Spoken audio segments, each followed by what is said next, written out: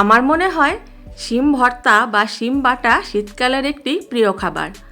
আর এইভাবে চিংড়ি মাছ দিয়ে শিম ভর্তা করে নিলে গরম ভাতের সাথে একদম জমে যাবে। নমস্কার বন্ধুরা, আমি শিল্পী মল্লিক, হ্যাপি মাইন্ড কিচেনে আপনাদের সবাইকে স্বাগতম। আজকের রেসিপি চিংড়ি মাছ দিয়ে শিম ভর্তা। এই রেসিপিটি করার জন্য আমি কিছু ফ্রেশ শিম নিয়েছি। শিমটাকে প্রথমে কেটে নেব। শিমের দুই সাইডে যে সরু মতো একটি আঁশ থাকে, সেই আঁশটাকে তুলে ফেলতে হবে। সবগুলো শিম ঠিক এইভাবে কেটে নেব। আশা করি আপনারা বুঝতে পারছেন আমি শিমটা ঠিক কিভাবে কাটছি। ভালো করে ধুয়ে জল ঝরিয়ে নিয়েছি। একটি পাত্রের মধ্যে এই শিমগুলো দিয়ে সেদ্ধ করে নেব। জল দিয়ে দেব। জলের পরিমাণটা এমন রাখতে হবে যেন শিমগুলো সব জলে ডুবে থাকে। ঢাকনা দিয়ে ঢেকে গ্যাসের ফ্লেমটা মিডিয়াম রেখে 10 মিনিট ফুটিয়ে নেব। চিংড়ি মাছ ভালো করে বেছে ধুয়ে পরিষ্কার করে নেব।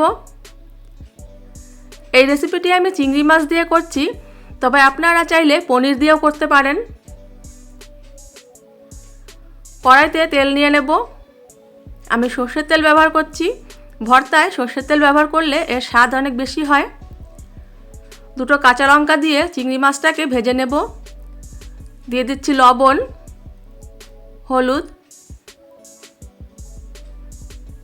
গ্যাসের ফ্লেমটা হাই রেখে চিংড়ি মাছটাকে নাড়িয়ে চাড়িয়ে ভেজে নিতে হবে। তবে এখানে খেয়াল রাখতে হবে চিংড়ি মাছটাকে একদম ডিপ ফ্রাই করা যাবে না, তাহলে কিন্তু চিংড়ি মাছ শক্ত হয়ে যাবে। মিডিয়াম মতো ভাজা হলেই তুলে নিতে হবে। আদা কুচি আর রসুন কুচি দিয়ে এই তেলের মধ্যে ভেজে নেব।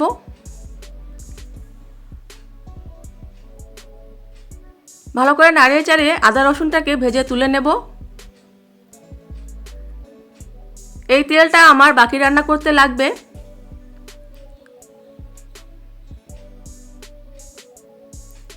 দেখুন তুলে নিয়েছি। এবার শিমটা কেমন সেদ্ধ হলো একবার দেখে নিই।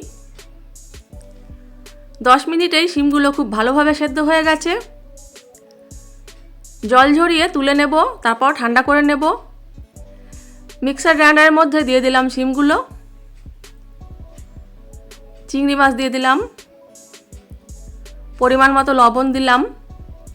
আর আমি এখানে কিছু ধনেপাতা ব্যবহার করছি। ঢাকনা দিয়ে ঢেকে এটাকে একটা পেস্ট বানিয়ে নেব। আশা করি এই রেসিপিটি এই পর্যন্ত আপনাদের বুঝতে কোনো অসুবিধা হয়নি। কড়াইতে যে বাকি তেল ছিল তার মধ্যে পেঁয়াজ কুচি দিয়ে দিলাম। পেঁয়াজটাকে ভেজে নিতে হবে। একটু ডিপ করেই ভাজবো পেঁয়াজটাকে এখানে। ঠিক যখন এরকম করে ভাজা হয়ে আসবে পেঁয়াজটা, এর মধ্যে শিম বাটাটা দিয়ে দিতে হবে।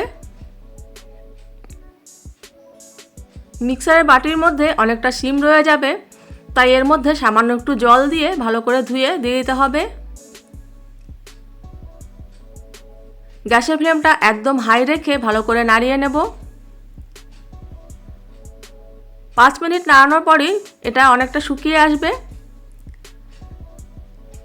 ঠিক যখন এরকম হয়ে আসবে, এর মধ্যে 1 চামচ কাঁচা সর্ষের তেল দিয়ে দেব।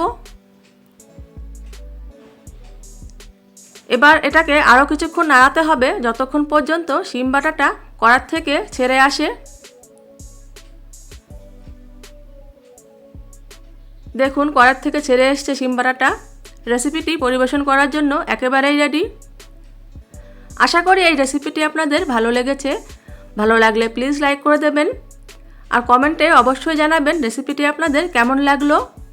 যারা এখনও চ্যানেলটি সাবস্ক্রাইব করেননি, প্লিজ সাবস্ক্রাইব করে দেবেন। বাড়িতে অবশ্যই একবার করে দেখবেন, অনুরোধ রইল। খেতে খুবই সুস্বাদু হয়। সবাই খুব ভালো থাকবেন, সুস্থ থাকবেন। Thank you.